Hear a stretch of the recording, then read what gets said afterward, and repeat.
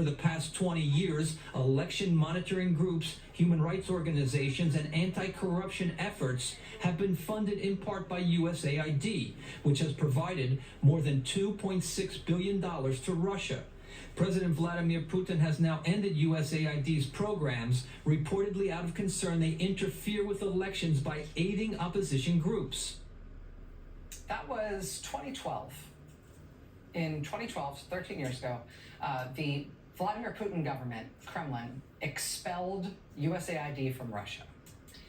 Now here we are 13 years later, and Donald Trump and Elon Musk's shutdown of USAID, shutdown of that entire agency, that is being celebrated by authoritarians everywhere. Russia called it a, quote, smart move. Hungary's dictatorial leader, Viktor Orban, hailed the shutdown, his allies saying they, quote, couldn't be happier. Here's how the Guardian headlined it, quote, authoritarian regimes around the world cheer on dismantling of USAID. Nicaragua's state media, controlled by the family of the president, declared that Trump turned off the faucet for what they labeled terrorists. Venezuela's interior minister announced plans to investigate the agency, saying the government's opposition was paid by USAID. But it's not just that authoritarian leaders around the world and dictators around the world are celebrating this move by Donald Trump. The damage done by shutting this agency is turning out to be an ongoing and now newly serious disaster. When Elon Musk posted to his hundreds of millions of followers online, quote, USAID is a criminal organization, that turns out to have had consequences. You know who's been more than happy to pick that up and run with it? Check this out. This is from the Guardian newspaper's Andrew Roth today. Quote, right-wing and autocratic governments have their knives out for USAID, demanding data on grant recipients from Elon Musk and threatening employees and grant recipients with investigations and prison. USAID has long been a thorn in the side of governments in the region who have railed against U.S. support for pro-democracy and civil society movements. Well, now, local leaders, for the first time, see an ally in Washington that will back a crackdown on USAID and its beneficiaries as if they are criminals. In Georgia, the government, not the state of Georgia, the country of Georgia, the government there has opened a mysterious case after the prime minister accused the U.S. Embassy, USAID, and other American-backed organizations of, quote, acting in a coordinated manner against the Georgian people and the Georgian state. In Slovakia, the prime minister there published a letter to Elon Musk in which he asked Elon Musk to share information about NGOs and the media and individual journalists who have worked in his country.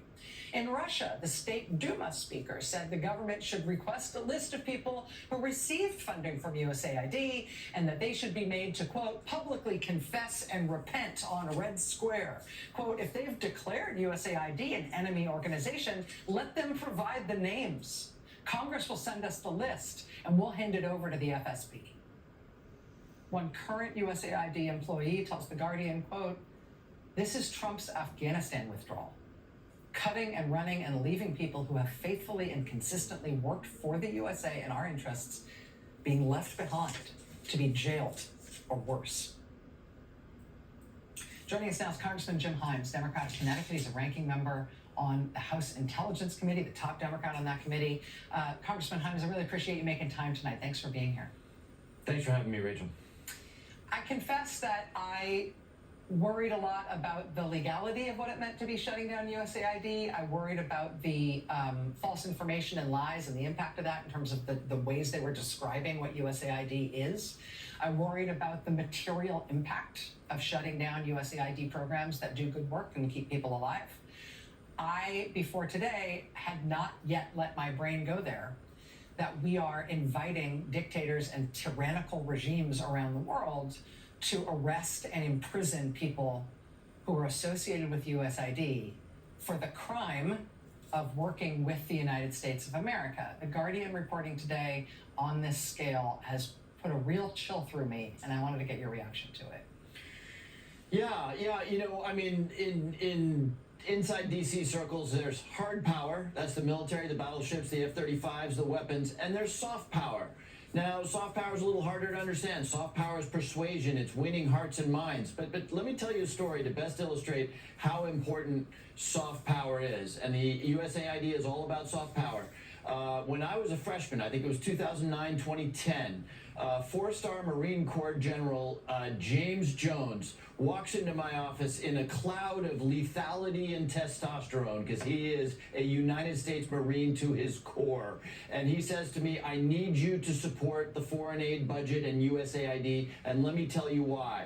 Because I used to have the most unbelievable weaponry you can imagine floating off the coast of Lebanon, and Hezbollah was beating me. Why? Because they were building hospitals for people, because they were running newspapers, because they were providing food. And he said, if you don't fully fund soft power, USAID, hearts and minds stuff, I'm going to lose a lot more Marines. So you couldn't have said it better. If nothing else, when the worst people on the planet are giving you a standing ovation, it's worth asking exactly why that's true. I'm worried also about the immediate danger to people who, again, their grave crime is having worked with the United States on programs that the U.S. Congress agreed to and the American people funded. The Guardian's reporting that some of these tyrannical governments around the world are now asking Elon Musk personally for information from USAID's files. Grant recipients, non-governmental organizations, individual journalists that have been operating in their country because they had some connection to USAID. I have to ask you, does Elon Musk have access to that kind of information? Does he have any authority to share it with other governments? Is there anything that can be done to prevent that eventuality?